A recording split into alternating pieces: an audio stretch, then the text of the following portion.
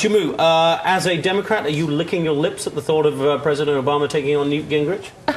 No. I think anyone who cares about this country wants this Republican primary process to, find the best candidate to go up against President Obama. That is absolutely where I'm at. But I do find it interesting listening to David that after 11 debates, we're going into our 12th debate in a couple of days here, that he's not able to determine which of these candidates is most appealing to the Tea Party. I don't know what else they need to put forward, but I think that that's kind of the story of this entire process, where there are many people in the Republican base who are uncomfortable with the entire slate of candidates, and they're going back and forth, and clearly Newt has risen to the top throughout this protracted process. But I think that he clearly has gotten Herman Cain's support. He took that away early on as soon as the allegations came up.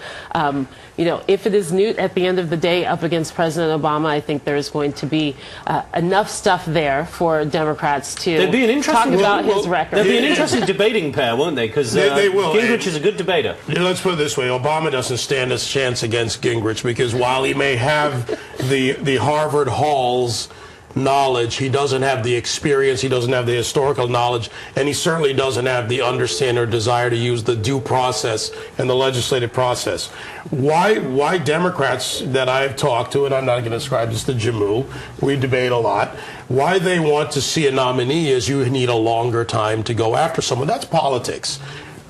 And the other side of this is, the conservative, I don't know, for lack of a better term, train of thought is that we need to have a development and an evolution of a good candidate and someone who's going to serve this country best. Because right now, we are in a situation where we know we have a big government, centralized government spender in Barack Obama. That's his actions, whether it's stimulus, HAMP program, add all the hundreds of billions, the trillions, over $4 trillion spent. But David, you're not going to forget that Newt Gingrich has done his bit of spending over the years. But here's the other thing. 40 years that he's been in political office. And both sides have been guilty of this. I'm not absolving anyone, but there's an evolution and there's an epiphany. What I see in this is, has Newt Gingrich evolved to the point where you look at someone who has been the leader of the legislative process, who did work with Congress to produce 4 balanced budgets, who takes all that experience, knowing both the inner workings, the committee rules, and all of that, and applies it to the presidency properly, because you're not going to beat the legislative bosses in D.C.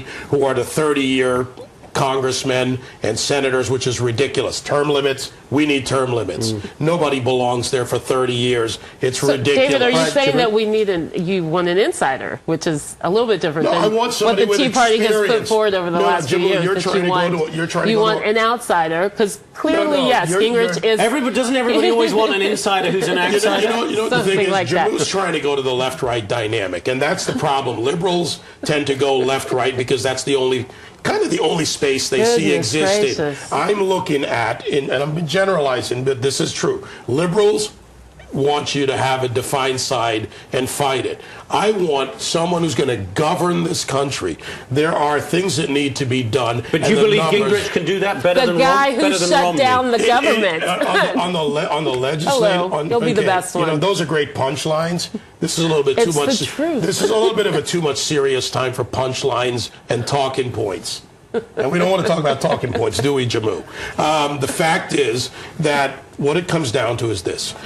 Gingrich knows the legislative, he knows the bulldog, he knows the committee rules, he knows how it works. Romney has the business, the gubernatorial, the executive experience. Both have their pros and cons, if you will, and they're good sides. Both have been on each side of every issue imaginable. Well, if you can let me finish your point. That would be great in the general election. Finish your point quickly. They both have pros and cons, and they need to take that experience and make it work. Again, back to the evolution and the epiphany of every candidate. We have seen Barack Obama, who has never evolved beyond his progressive mentality and his progressive belief for America. And I'm sorry, socialist democracies like Europe are falling apart. We don't need to go there. Jamu, which of those two who have half of what David wants, neither of them seems to be the complete package, but which of those two do you think provides a more credible threat to President Obama's re-election?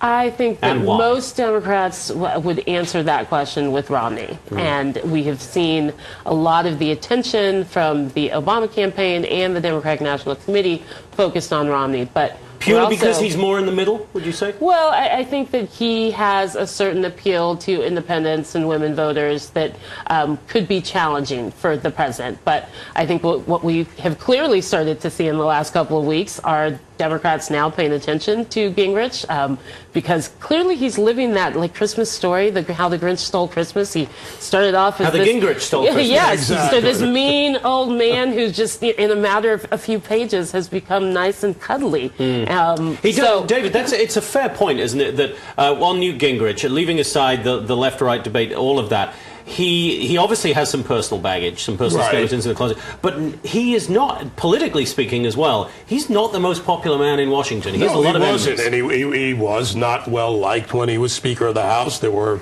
literally national battles being fought in the halls of Congress. They were very polarizing, and that's all there too. The difference is, how does he handle that? We have seen in the debates, we have seen how he handles everything from the panels that question him, the other candidates. You can't decry the experience. We have an inexperienced president. A president who was in the Illinois Senate for a little while, and then 178 days as a U.S. Senator became president. What America doesn't need, whether it's Republican or Democrat, is a weak presidency or a weak president, and now we have both. You need somebody who knows how to fight this battle and somebody who knows how to govern, especially given our economic and our national security challenges. So don't decry Newt experience. Gingrich got a bad seat on Air Force One, Jammu, and he shut down the government because not only, Jammu, are you taking on